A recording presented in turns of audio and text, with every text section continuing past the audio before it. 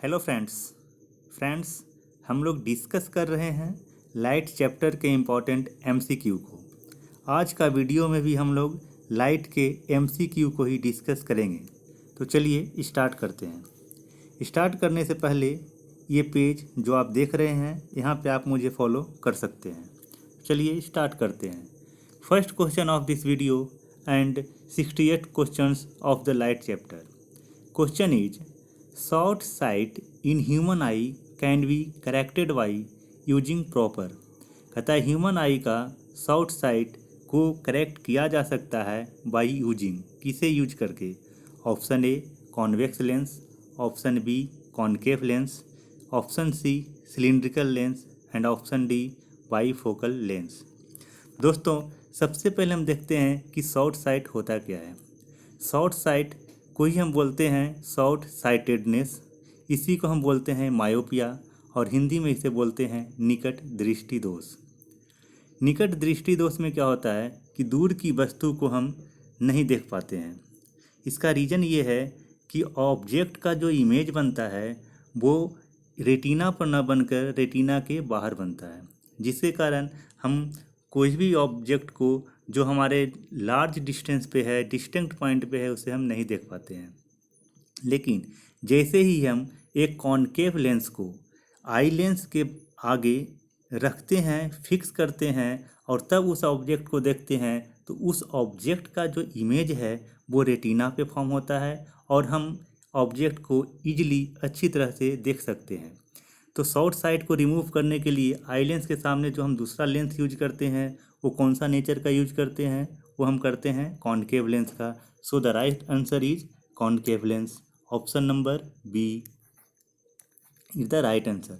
Next question, myopia is as. मैंने अभी just बताया पिछले क्वेश्चन में कि मायोपिया किसे बोलते हैं, तो myopia is same as the near sightedness.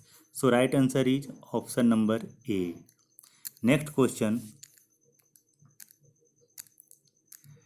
The owl can see most clearly in total darkness because. कहता है उल्लू अंधेरी रात को भी बहुत ही क्लियरली साफ साफ देख सकता है, क्यों। तो एक्चुअली इसके पीछे रीज़न ये है कि आँख में दो कंपोनेंट होते हैं, rod and cone, CONE। Rod and कोन दो कंपोनेंट होते हैं।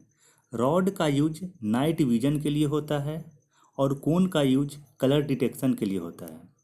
इसके साथ ही ओल मीन्स उल्लू के आँख का जो साइज है वो आपका बड़ा होता है। सो ओल डार्क नाइट में भी आसानी से देख सकता है क्योंकि उसके आँख का साइज बड़ा होता है और रॉड उसे देखने में सहायता करती है। So the right answer is option number B, it has large eye with rods directed forward giving it binocular sight. So next question is 71, what is myopia. मैंने first question, second question and this question में भी question same ही है, सिर्फ पूछने का तरीका अलग अलग है। पहला क्वेश्चन, दूसरा क्वेश्चन और इस क्वेश्चन में ये तीनों क्वेश्चन है वो मायोपिया से ही रिलेटेड है। क्वेश्चन कहता है व्हाट इज मायोपिया, मायोपिया क्या है। तो ऑप्शन ए कहता है inability to see distant object clearly. क्या ये सही है? मायोपिया में हम दूर की वस्तु को नहीं देख पाएंगे, बिल्कुल सही। Inability to see distant object, क्योंकि मायोपिया निकट दृष्टि दोष को बोलते हैं और निकट दृष्टि दोष में हम दूर की वस्तु को नहीं देख सकते हैं। ठीक है। Next question is 72, the sky appears to an astronaut. कहता है कि एस्ट्रोनॉट को स्काई कैसा दिखाई देता है, white, dark blue, light green या ब्लैक। सेम क्वेश्चन मैंने फर्स्ट वीडियो में भी बताया था कि जब वाइट लाइट सन से अर्थ पे आती है तो उसके जो ब्लू कलर का जो कंपोनेंट होता है, ब्लू कलर का जो कंपोनेंट होता है उसकी स्कैटरिंग होती है। स्कैटरिंग होने के कारण आकाश जो है वो नीला दिखाई देता है।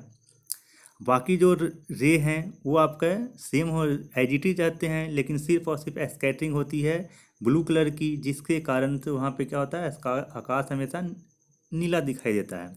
लेकिन जैसे ही हम अर्थ के एटमॉस्फेयर को हटाते हैं तो लाइट की स्कैटरिंग नहीं होती है, और लाइट की स्कैटरिंग नहीं होने के कारण जो आपका स्काई है वो ब्लैक दिखाई देता है, या बोल सकते हैं डार्क ब्लैक दिखाई देता है। सेम कंडीशन क्रिएट होता है आपके एस्ट्रोनॉट के साथ भी। एस्ट्रोनॉट जो अर्थ के सराउंडिंग से ऊपर वर्क करते हैं, वहाँ पे एटमॉस्फेयर निग्लिजिबल के बराबर होता है, जिसके कारण वहाँ पे लाइट की स्कैटरिंग नहीं होती है, और लाइट की स्कैटरिंग नहीं होने के कारण उनको स्काई है वो हमेशा ब्लैक दिखाई देता है। So the right answer is option number D, black. Next question, colour blindness defect can be corrected by using the lens. कहता है कि कलर ब्लाइंडनेस को रिमूव किया जा सकता है बाई यूजिंग लेंस। किस तरह की लेंस को यूज करते हुए? ऑप्शन ए है concave lens, option B convex lens, option C cylindrical lens, option D none of these. तो एक बात याद रखिएगा कि कलर ब्लाइंडनेस को किसी भी लेंस से करेक्ट नहीं किया जा सकता है। So the right answer is option number D, none of these. Next question, protanopia is a kind of color blindness in which defected person can't see the color। कहता है कि प्रोटानोपिया कलर ब्लाइंडनेस से ग्रसित आदमी किस colour को detect नहीं कर सकता है? ग्रीन कलर को, रेड कलर को, ब्लू कलर को, या ऑल ऑफ दीज। कौन से कलर को नहीं कर सकता है? तो कलर ब्लाइंडनेस का आदमी ये तीनों कलर को नहीं कर सकता है, मतलब right answer is option number D, all of these. Next question, the plate of blue glass appears blue in sunlight because. कहता है कि ब्लू ग्लास का प्लेट सनलाइट में ब्लू दिखाई देता है, क्यों? 4 option is given. Option A is it absorb the blue light, B it transmit the blue light, see it absorb all the colours including blue, D transmits all the colours including blue. तो जो blue plate है जिसे हम sunlight में रखते हैं तो वो ब्लू दिखाई देता है।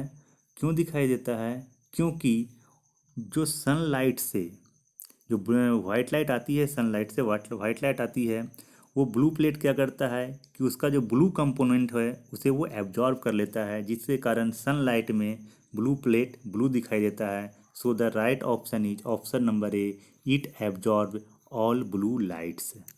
Next question, the speed of light in air is. Option A 3 × 10⁸ metre per second, B 3 × 10⁻⁻8 metre per second, C 3 × 10⁻³ metre per second, and D infinity. So the right answer is option A 3 × 10⁸ metre per second, and this is the standard value of the speed of light in air, 3 × 10⁸ metre per second. Next question, photon is the fundamental unit oblique quantum of. कहता है photon किसका fundamental unit है? तो photon is the fundamental unit of light, क्योंकि light है वो photon के basic constituents को से मिलकर बना होता है। तो the right answer is light. Next question, light beam which is highly directional is called. कहता है कि लाइट बीम जो हाईली डायरेक्शनल होता है उसे बोलते हैं, क्या बोलते हैं? इरेजर, ग्रेजर, मेजर, या लेजर। तो लेजर वह लाइट बीम है जो हाईली डायरेक्शनल होता है, जिसमें किसी भी तरह का स्लाइटली डेविएशन भी नहीं होता, वो एकदम स्ट्रेट फॉलो करता है, point to point without deviation. So the right answer is option number D, laser is the right option, option D. Next question, persistence of vision is the principle behind। 4 option given है, तो कहता है कि जो 4 option given है इसमें से कौन वो ऑप्शन है जिसके पीछे persistence of vision principle applicable होगा? बाइनोकुलर के पीछे, कैमरा के पीछे, पेरिस्कोप, या सिनेमा। वो कौन सा कंपोनेंट है जिसके पीछे persistence of vision principle applicable है? क्या बाइनोकुलर में एप्लीकेबल है? कैमरा में यूज करते हैं इस प्रिंसिपल को, पेरिस्कोप में यूज करते हैं, या फिर सिनेमा में करते हैं? तो सबसे पहले हम देखते हैं कि परसिस्टेंस ऑफ विजन होता क्या है। तो परसिस्टेंस ऑफ विजन है, उससे हम बोलते हैं ऑप्टिकल इल्यूजन, भ्रमजाल। ऑप्टिकल भ्रमजाल होता है इसमें, जो जनरली सिनेमा में यूज किया जाता है। बहुत सारे स्क्रीन पर हम देखते हैं कि जो नहीं रहता है, जो जो भी सीन को क्रिएट करना रहता है किसी भी ऑब्जेक्ट का, किसी भी साइज का, तो हम उसके पार्टिकुलर लाइट को प्रोजेक्ट करते हैं उस शेप में, इल्यूजन क्रिएट करते हैं। एक्चुअली में वो एग्जिस्ट नहीं करता है, हम लोग उसे लाइट के हेल्प से वहाँ पे उसे बनाते हैं, तो उसे हम बोलते हैं परसिस्टेंस ऑफ विजन। भ्रमजाल होता है लाइट का। ठीक है, कहाँ यूज किया जाता है? सिनेमा में। तो right option is cinema. Next question, which of the following is responsible for the working of Newton's colour disc experiment? कहता है कि न्यूटन्स कलर डिस्क एक्सपेरिमेंट के लिए कौन रिस्पॉन्सिबल है। तो पहले हम देखते हैं कि न्यूटन्स कलर डिस्क एक्सपेरिमेंट है क्या। तो न्यूटन कलर डिस्क एक्सपेरिमेंट से ही ऑप्टिकल इल्यूजन क्रिएट किया जाता है। ठीक है, यही एक्सपेरिमेंट है जो ऑप्टिकल इल्यूजन के लिए रिस्पॉन्सिबल है। ठीक है, तो अब देखते हैं क्या होता है। और ऑप्टिकल इल्यूजन को ही क्या बोलते हैं? Persistence of vision. तो राइट ऑप्शन क्या दिखेगा? Option number C, same to same दिख रहा है। परसिस्टेंट ऑफ विजन मतलब ऑप्टिकल इल्यूजन, और ऑप्टिकल इल्यूजन के लिए हम लोग Newton's colour disc experiment use करते हैं। So the right option is option number C. Next question, solar cell work on the principle of, कहता है सोलर सेल कौन से प्रिंसिपल पे वर्क करता है। तो solar cell work on the principle of photovoltaic effect. So the right answer is option number A, photovoltaic effect. Next question, a light year is a unit of, कहता है light year किसकी unit है। Option A time, option B distance, option C speed of light, option D intensity of light. सबसे पहले देखते हैं कि light year क्या है। ठीक है, तो लाइट ईयर ये बताता है कि लाइट जिसकी स्पीड 3 × 10⁸ मीटर पर सेकेंड होती है, 1 ईयर में कितनी डिस्टेंस ट्रेवल करेगी। So light year will be a unit of distance, क्योंकि ये बताती है कि लाइट एक साल में कितने डिस्टेंस ट्रेवल करेगी। इट मीन्स वो डिस्टेंस की बात कर रहा है। So the unit of light year is distance. So light year is a unit of distance. So the right option is option number B. Next question, ozone layer above the surface of earth provides a shield against, कहता है कि ozone layer जो अर्थ के surface से ऊपर है वो हमें बचाती है या शील्ड करती है। किससे करती है? एक्सरे से करती है, अल्ट्रा वायलेट रे से करती है, गामा रे से करती है, या इंफ्रारेड से करती है। तो जो ओजोन लेयर है वो अल्ट्रा वायलेट रे से करती है, क्योंकि ओजोन लेयर अल्ट्रा वायलेट रे को एब्जॉर्ब कर लेती है। ठीक है, so the right answer is option number B, ultra violet ray. Next question is, the primary colour in photography are, photography में प्राइमरी कलर क्या है। तो फोटोग्राफी में जो प्राइमरी कलर यूज होते हैं वो होते हैं red, blue and green. So the right answer is option number C, red, blue, green is the standard colour, और इसी 3 कलर से मिल करके बाकी सब कलर बनते हैं। ठीक है, next question, which of the following is not a part of CRT, कहता है कि 4 ऑप्शन गिवन है, इस 4 ऑप्शन में से कौन सा एक ऑप्शन है जो CRT का पार्ट नहीं है। CRT stands for cathode ray tube, cathode ray tube का कौन सा पार्ट नहीं है। ऑप्शन ए फास्फोरस स्क्रीन, फास्फोर स्क्रीन ये कंपोनेंट है, शैडो मास्क ये भी कंपोनेंट है, इलेक्ट्रॉन गन ये भी कंपोनेंट है, गैस प्लाज्मा ये उसका कंपोनेंट नहीं है। So the right option is option number D, gas plasma. Next question, light travels fastest in, कहता है लाइट फास्ट ट्रेवल करता है नाइट्रोजन में, एयर में, स्टील में, या वैक्यूम में। सो the right option is vacuum. Vacuum में कोई डिस्टर्बेंस नहीं होता है, कोई रिफ्लेक्शन नहीं होता है, जिसके कारण वहाँ पे क्या होता है कि लाइट है वो ट्रेवल फास्ट करती है without any disturbance. So the right answer is option number D, vacuum. Next question, who invented laser, laser invent किसने किया था? So the right answer is option number C, Gordon Gould. Gordon Gould is the inventor of laser. Next question 88, who invented LED, LED का आविष्कार किसने किया था? Right option is Nick Holonyak. Right option is Nick Holonyak. Option A is the right option. Next question, instrument for measuring blueness of the sky और ocean is called. कहता है कि sky और ओशियन का ब्लूनेस यानी कि जो हम ब्लू कलर के जो मेजरमेंट करते हैं वो कौन से इंस्ट्रूमेंट से करते हैं? है ना, बाथीमीटर, सेरोनोग्राफ, साइनोमीटर एंड बोरोमीटर। तो हम लोग जो ब्लूनेस चेक करते हैं या मेजर करते हैं स्काई और ओशियन के लिए, उसके लिए हम लोग जो इंस्ट्रूमेंट यूज करते हैं उसे हम बोलते हैं cyanometer. So the right answer is option number C, cyanometer. Next question, lumen is a unit of. कहता है ल्यूमेन किसकी यूनिट है? Luminous flux, luminous intensity, luminous density and brightness.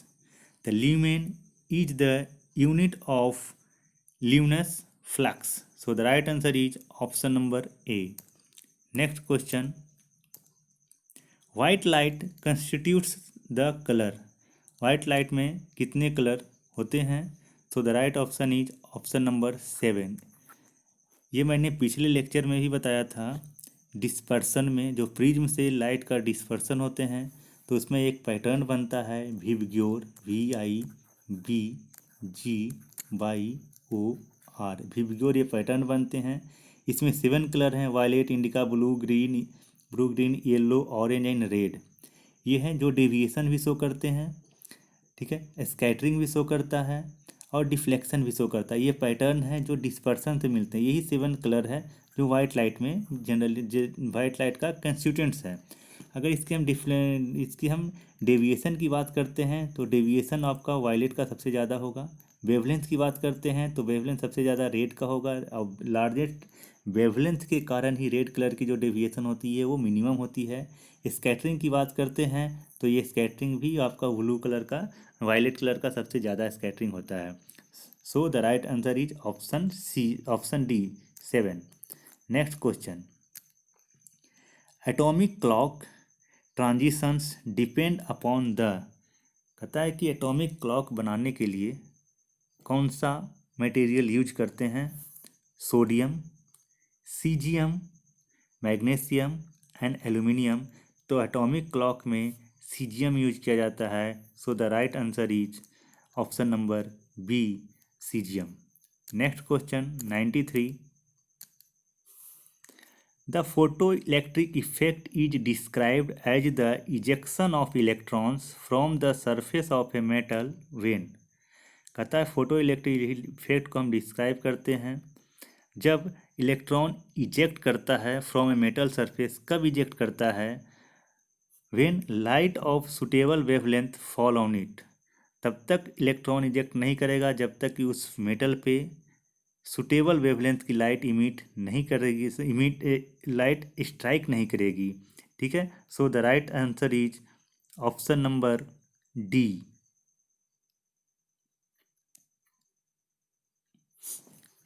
Photo electric effect होता क्या है? जैसे ये मान लेते हैं ये प्लेट है, suppose this is the plate, metal plate, this is metal plate. इस मेटल प्लेट पे बीम ऑफ लाइट इंसिडेंट कर रही है। यहाँ की जो टेम्परेचर होगा वो इंक्रीज करेगा।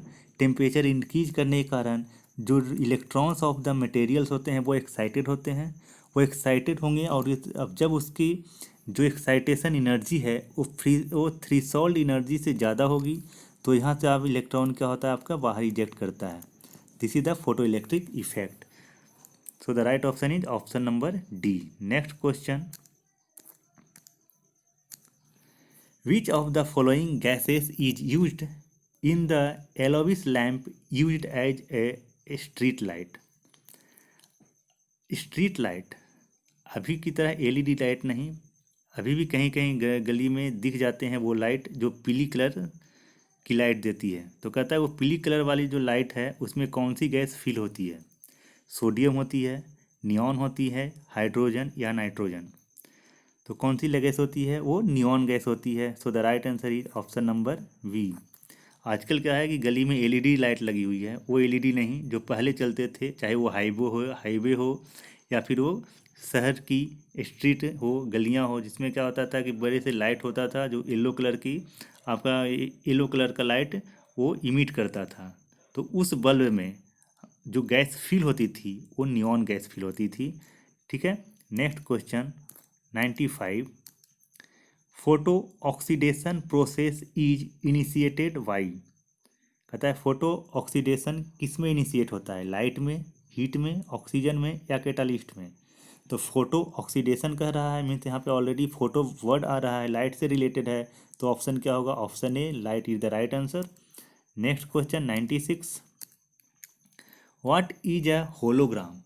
कहता है होलोग्राम क्या है? Option A, graphical representation of frequency distribution. क्या ये फ्रीक्वेंसी डिस्ट्रीब्यूशन की ग्राफिकल रिप्रेजेंटेशन है? 3D MRI है? सी पॉइंट कहता है a 3D shadow to reproduce the photographic record, या D a liquid crystal display. तो होलोग्राम है वो एक 3D शैडो है जो रिप्रोड्यूस करता है फोटोग्राफिक रिकॉर्ड को। ठीक है। बहुत सारे बुक्स में आप देखे होगे, आप लिखा देखे होगे जो ये कहता है कि कृपया होलोग्राम स्टिकर देकर खरीदें, जो आपको ये ओरिजिनलिटी बताती है कि ये वास्तविक है, ओरिजिनल बुक है या जो भी है। ठीक है। Next question, who invented the optical fibre? कहता ऑप्टिकल फाइबर का आविष्कार किसने किया था? Samuel Cohen, Narendra Kapany, Perry Spencer and T.H. Maiman. तो the right answer is option B, Narendra Kapany. Narendra Kapany invented the optical fibre. Next question, which of the following purpose optical fibre is used for? कहता optical fibre किस purpose के लिए use किया जाता है? Weaving के लिए, म्यूजिकल इंस्ट्रूमेंट के लिए, आई सर्जरी के लिए या कम्युनिकेशन के लिए? So the right answer is option number D, communication के लिए। जो ऑप्टिकल फाइबर का यूज किया जाता है वो कम्युनिकेशन पर्पस पे किया जाता है। ऑप्टिकल फाइबर जो वर्क करता है वो करता है on the principle of total internal reflection. ये दो चीज़ इंपॉर्टेंट है। एक कौन से पर्पस के लिए यूज किया जाता है, और दूसरा जो कि वेरी इंपॉर्टेंट है, वो हमेशा क्वेश्चन एग्जाम में पूछा जाता है, वो कि ऑप्टिकल फाइबर कौन से प्रिंसिपल पे वर्क करता है। So optical fibre work on the principle of total internal reflection. Next question 99। Sir CV Raman is awarded by Nobel prize for his experiment. कहता है CV रमन को किस एक्सपेरिमेंट के लिए नोबेल प्राइज दिया गया था? रिफ्लेक्शन ऑफ लाइट के लिए, डिस्पर्सन ऑफ लाइट के लिए, स्कैटरिंग ऑफ लाइट के लिए या डिफ्रैक्शन ऑफ लाइट के लिए?